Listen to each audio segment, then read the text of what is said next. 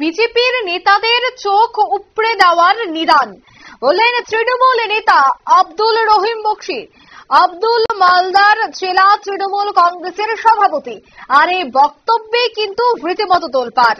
আবারও বিস্ফোরক জেলা তৃণমূল কংগ্রেসের সভাপতি আব্দুল রহিম বক্সী।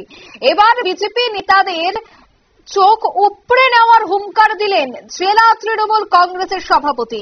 পাল্টা তাকে তীব্র কটাক্ষ করেছে বিজেপিও। তবে তৃণমূল নেতা ঠিক কি বলেছেন কোট আনকোট শোনাবো। তোমাকে বলে দিতে চাই, তুমি শুনে রাখো, সমস্ত মানুষ বাংলার তোমাকে বাংলাদেশি মনে হচ্ছে। আমরা যারা বাঙালি বাংলা ভাষায় কথা বলি, আমরা সবাই বাংলাদেশি। বিজেপি চলছে চোখ দিয়ে বাংলাদেশকে বাংলাদেশি ভাবছ, চোখ দুটো বের করে দিব তোমাদের। বাংলাদেশি ভাবতে না পারো যে বন্ধু বিজেপি হুঁশিয়ার করছে তোমাদেরকে।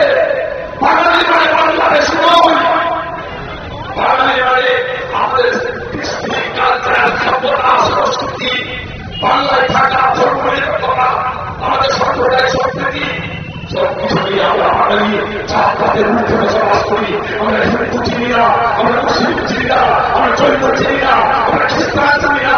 আমরা মানুষ হিসেবে আছি। তাই তোমাকে সাবধান করে দিচ্ছি, সাবধান হয়ে থাকো।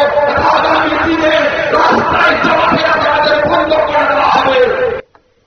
আপনারা শুনলেন তার এই বক্তব্য, অর্থাৎ তৃণমূল নেতা তিনি কিন্তু এক প্রকার বিস্ফোরক হলেন। তিনি বললেন চোখ উপড়ে নেবেন।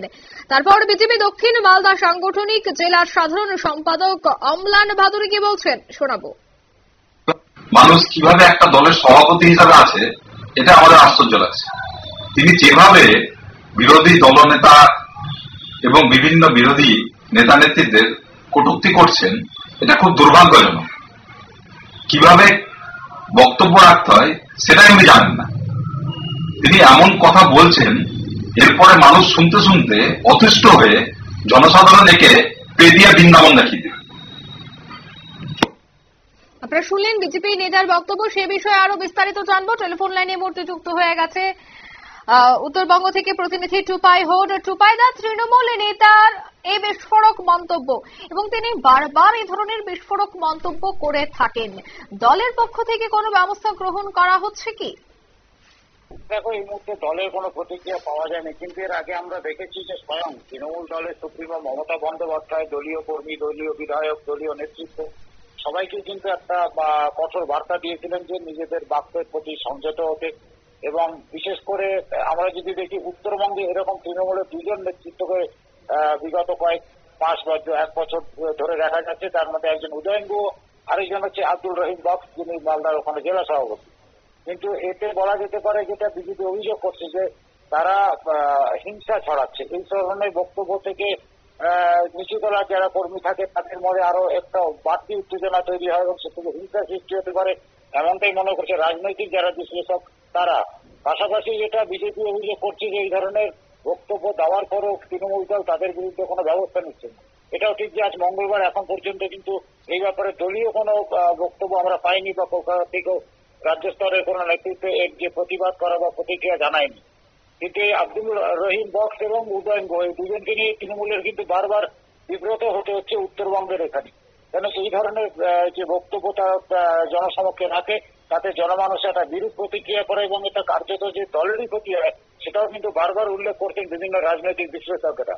সব দিক দিয়ে মিলিয়ে কিন্তু এই ধরনের বক্তব্য থেকে যদি বিরত না থাকেন তৃণমূল, বিজেপি, সিপিএম, কংগ্রেস যে কোনো রাজনৈতিক দল, তাহলে আগামী 26-এর নির্বাচনে যে উত্তেজনা অশান্তি বাড়বে তার একটা বড় আশঙ্কা করছেন রাজনৈতিক বিশেষজ্ঞরা। ধন্যবাদ। অর্থাৎ নির্বাচন আরো হাতে গোনা কয়েক মাস বাকি রয়েছে, কারণ 2026 হতে যাচ্ছে বিধানসভা নির্বাচন পশ্চিমবঙ্গে। আর তার আগেই বিজেপিকে যেভাবে হুঙ্কার দিচ্ছে তৃণমূল, তাতেই কিন্তু যে রাজনৈতিক পারদ চড়তে শুরু করেছে এবং তৃণমূল একের পর এক বিজেপিকে যে নিশানা করছে তা কিন্তু এই ধরনের বক্তব্য দ্বারাই স্পষ্ট। এই মুহূর্তের সংবাদ এ পর্যন্ত। আমাদের পরবর্তী নিউজ এবং আপডেট দেখার জন্য অবশ্যই চোখ রাখবেন শুধুমাত্র নিউজ ভ্যানগার্ডের পর্দায়। ধন্যবাদ।